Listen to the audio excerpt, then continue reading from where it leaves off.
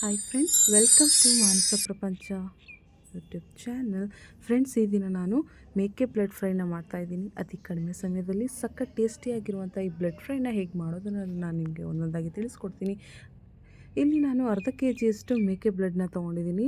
ಇದನ್ನು ನೀರಲ್ಲಿ ಚೆನ್ನಾಗಿ ವಾಶ್ ಮಾಡಿಕೊಂಡು ಈ ರೀತಿ ತುಂಡುಗಳನ್ನಾಗಿ ಮಾಡ್ಕೊಂಡಿದ್ದೀನಿ. ಹಾಗೆಯೇ ಬಿಸಿನೀರನ್ನ ಕಾಯಲಿಕ್ಕೆ ಇಟ್ಟಿದೆ. ಈಗ ಅದಕ್ಕೆ ಮೇಕೆ ಬ್ಲಡ್ಡನ್ನು ಸೇರಿಸ್ಕೊಳ್ತಾ ಇದ್ದೀನಿ. ಇದ್ರ ಜೊತೆಗೇ ರುಚಿಗೆ ತಕ್ಕಷ್ಟು ಉಪ್ಪನ್ನು ಕೂಡ ಸೇರಿಸ್ಕೊಂಡು ಒಂದು 6ರಿಂದ 7 ನಿಮಿಷಗಳ ಕಾಲ ಹೈ ಫ್ಲೇಮಲ್ಲಿ ಚೆನ್ನಾಗಿ ಬೇಯಿಸ್ಕೊಳ್ಬೇಕಾಗತ್ತೆ. ನೋಡ್ತಾ ಇರ್ಬೋದು, ಅದ್ರ ಜಿಡ್ಡು ಕೂಡ ಮೇಲ್ಗಡೆ ಬಂದಿದೆ, ಬ್ಲಡ್ ಕೂಡ ನೀಟಾಗಿ ಬೇಯ್ತಾ ಇದೆ. ಈಗ ಅದೇ ಟೈಮಲ್ಲಿ ನಾನು ಒಂದು ಬೌಲಲ್ಲಿ ಬಿಸಿನೀರನ್ನ ಕಾಯಲಿಕ್ಕೆ ಇಟ್ಟಿದೆ. ಹಾಗೆಯೇ ರಾತ್ರಿಯೇ ನೆನೆಸಿಟ್ಕೊಂಡಂಥ ಒಣ ಬಟಾಣಿ ಕಾಳುಗಳನ್ನು ಈಗ ನೀರಿಗೆ ಸೇರಿಸ್ಕೊಳ್ತಾ ಇದ್ದೀನಿ. ಇದಕ್ಕೇ ರುಚಿಗೆ ತಕ್ಕಷ್ಟು ಉಪ್ಪನ್ನು ಕೂಡ ಸೇರಿಸ್ಕೊಂಡು ಇದನ್ನು ಕೂಡ ಚೆನ್ನಾಗಿ ಬೇಯಿಸ್ಕೊಳ್ಬೇಕಾಗತ್ತೆ.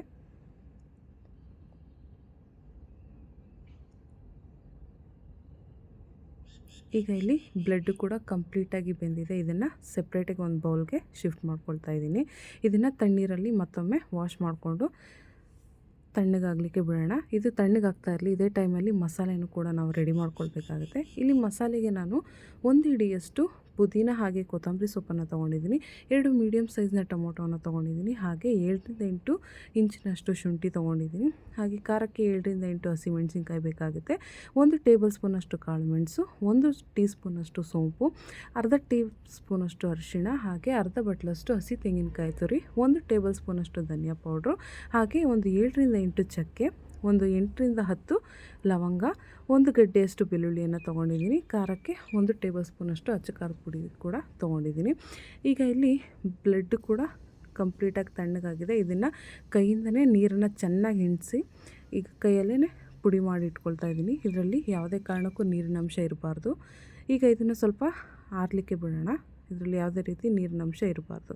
ಈಗ ಮಸಾಲೆಯನ್ನು ಕೂಡ ಫ್ರೈ ಮಾಡಿಕೊಂಡು ರುಬ್ಕೊಳ್ಬೇಕಾಗತ್ತೆ.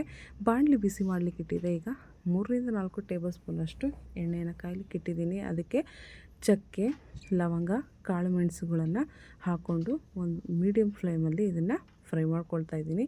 ಇದು ಚಿಟಪಟ ಅಂತ ಸಿಡಿಬೇಕು, ಅಲ್ಲಿವರೆಗೂ ನಾವು ಇದನ್ನು ಫ್ರೈ ಮಾಡ್ಕೊಳ್ಬೇಕಾಗುತ್ತೆ. ಹೈ ಫ್ಲೇಮಲ್ಲೂ ಇರಬಾರ್ದು, ಲೋ ಫ್ಲೇಮಲ್ಲೂ ಇರಬಾರ್ದು, ಮೀಡಿಯಮ್ ಫ್ಲೇಮಲ್ಲಿದ್ದರೆ ಸಾಕಾಗುತ್ತೆ.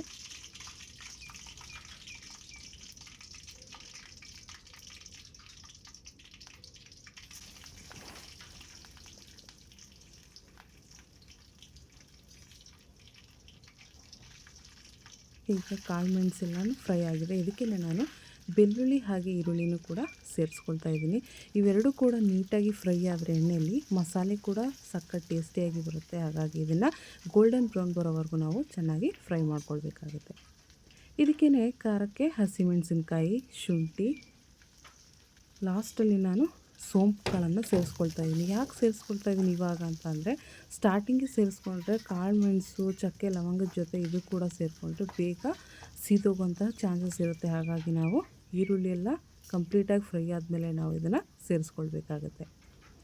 ಈಗ ಇದನ್ನು ಕೂಡ ಹಾಕ್ಕೊಂಡು 1 ನಿಮಿಷಗಳ ಕಾಲ ಚೆನ್ನಾಗಿ ಫ್ರೈ ಮಾಡ್ಕೊಳ್ಳೋಣ.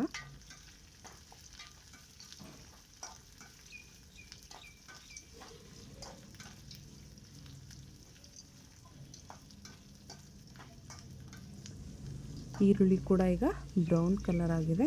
ಇದಕ್ಕೇ ನಾನು ಕೊತ್ತಂಬರಿ ಸೊಪ್ಪು ಮತ್ತು ಪುದೀನನೂ ಕೂಡ ಸೇರಿಸ್ಕೊಳ್ತಾ ಇದ್ದೀನಿ.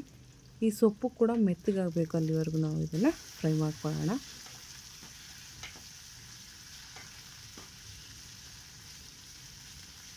ಸೊಪ್ಪೆಲ್ಲನೂ ಎಣ್ಣೆ ಜೊತೆಗೆ ಚೆನ್ನಾಗಿ ಫ್ರೈ ಆಗಿದೆ. ಇದಕ್ಕೇ ನಾನೀಗ ಟೊಮೊಟೊ, ಅರಿಶಿನ ಹಾಗೆ ಧನಿಯಾ ಪುಡಿ, ಕಾಯಿ ತುರಿ ಇದಿಷ್ಟನ್ನು ಹಾಕ್ಕೊಂಡು ಚೆನ್ನಾಗಿ ಫ್ರೈ ಮಾಡಿ ತಣ್ಣಗಾಗಲಿಕ್ಕೆ ಇಡ್ತೀನಿ.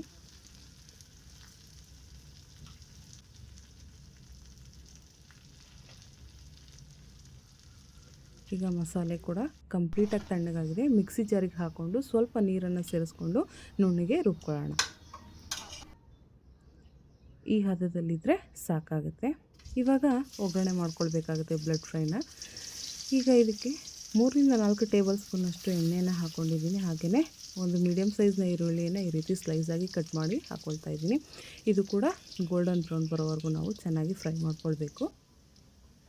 ಈಗ ಈರುಳ್ಳಿ ಕೂಡ ಚೆನ್ನಾಗಿ ಫ್ರೈ ಆಗಿದೆ. ಇದಕ್ಕೆ ಬೇಯಿಸಿರುವಂತಹ ಬಟಾಣಿಯನ್ನು ಸೇರಿಸ್ಕೊಳ್ತಾ ಇದ್ದೀನಿ. ಹಾಗೆಯೇ ಪುಡಿ ಮಾಡಿಟ್ಕೊಂಡಂತಹ ಮೇಕೆ ಬ್ಲಡ್ಡನ್ನು ಕೂಡ ಸೇರಿಸ್ಕೊಂಡು ಮೂರನ್ನು ಚೆನ್ನಾಗಿ ಒಂದು 2 ನಿಮಿಷ ಫ್ರೈ ಮಾಡ್ಕೊಳ್ಬೇಕಾಗುತ್ತೆ.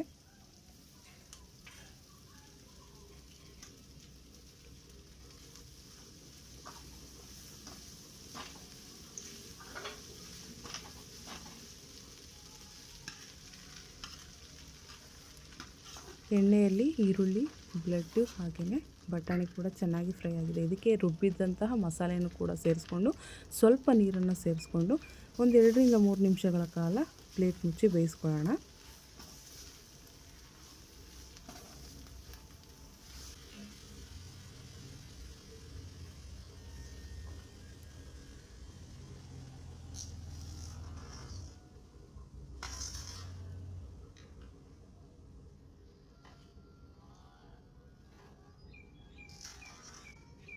ಈಗ ಇದು ಕೂಡ ಕಂಪ್ಲೀಟಾಗಿ ಕುದಿ ಬಂದಿದೆ. ಇದಕ್ಕೆ ರುಚಿಗೆ ತಕ್ಕಷ್ಟು ಅಚ್ಕಾರದ ಪುಡಿಯನ್ನು ಸೇರಿಸ್ಕೊಳ್ತಾ ಇದ್ದೀನಿ. ಹಾಗೆಯೇ ಸ್ವಲ್ಪ ಕೊತ್ತಂಬರಿ ಸೊಪ್ಪನ್ನು ಕೂಡ ಕಟ್ ಮಾಡಿ ಇಟ್ಕೊಂಡಿದ್ದೆ, ಅದನ್ನು ಕೂಡ ಸೇರಿಸ್ಕೊಂಡು ಮತ್ತೊಮ್ಮೆ 2 ನಿಮಿಷ ಪ್ಲೇಟ್ ಮುಚ್ಚಿ ಮೀಡಿಯಮ್ ಫ್ಲೇಮಲ್ಲಿ ಬೇಯಿಸ್ಕೊಳ್ಳೋಣ. ಇದು ಕಂಪ್ಲೀಟಾಗಿ ನೀರೆಲ್ಲ ಕಡಿಮೆ ಆಗಬೇಕು, ಅಲ್ಲಿವರೆಗೂ ನಾವು ಇದನ್ನು ಬೇಯಿಸ್ಕೊಳ್ಬೇಕಾಗುತ್ತೆ. ನೋಡ್ತಾ ಇರ್ಬೋದು, ಕಂಪ್ಲೀಟಾಗಿ ನೀರು ಕೂಡ ಕಡಿಮೆ ಆಗಿದೆ. ಈಗ ಇದು ಕೂಡ ರೆಡಿಯಾಗಿದೆ. ಇದು ಫ್ರೆಂಡ್ಸ್ ಅರೋಮಾ ಅಂತೂ ಸಕ್ಕತ್ತಾಗಿ ಬಂದಿದೆ. ಚಪಾತಿಗೆ, ನೀರು ದೋಸೆಗಂತೂ ಬೆಸ್ಟ್ ಕಾಂಬಿನೇಷನ್ ಅಂತಲೇ ಹೇಳ್ಬೋದು. ನೀವು ಕೂಡ ಒಂದ್ಸಲಿ ಮನೆಯಲ್ಲಿ ಟ್ರೈ ಮಾಡಿ ಹೇಗೆ ಬಂತು ಅನ್ನೋದನ್ನು ನನಗೆ ತಿಳಿಸಿ. ಮನೆಯಲ್ಲಿ ಎಲ್ಲರೂ ಕೂಡ ಇಷ್ಟಪಡ್ತಾರೆ. ಎಗ್ ಬುರ್ಜಿಗಿಂತನೂ ಸೂಪರಾಗಿರುತ್ತೆ ಈ ಟೇಸ್ಟು. ಒಂದು ಸಲ ಟ್ರೈ ಮಾಡಿ. ದಯವಿಟ್ಟು ವಿಡಿಯೋನ ಅರ್ಧದಲ್ಲಿ ಸ್ಕಿಪ್ ಮಾಡಬೇಡಿ, ಪೂರ್ತಿ ವಿಡಿಯೋನ ನೋಡಿ. ಇಷ್ಟ ಆದರೆ ಒಂದು ಲೈಕ್ನ ಕೊಡೋದನ್ನು ಮರಿಬೇಡಿ. ಆದಷ್ಟು ಇದನ್ನು ನಿಮ್ಮ ಫ್ಯಾಮಿಲಿ ಫ್ರೆಂಡ್ಸ್ಗೆ ಎಲ್ಲರಿಗೂ ಶೇರ್ ಮಾಡಿ ಅಂತ ತಿಳಿಸ್ತಾ ಇದ್ದೀನಿ. ಈ ವಿಡಿಯೋ ನೋಡೋದಕ್ಕಾಗಿ ತಮ್ಮೆಲ್ಲರಿಗೂ ಧನ್ಯವಾದ.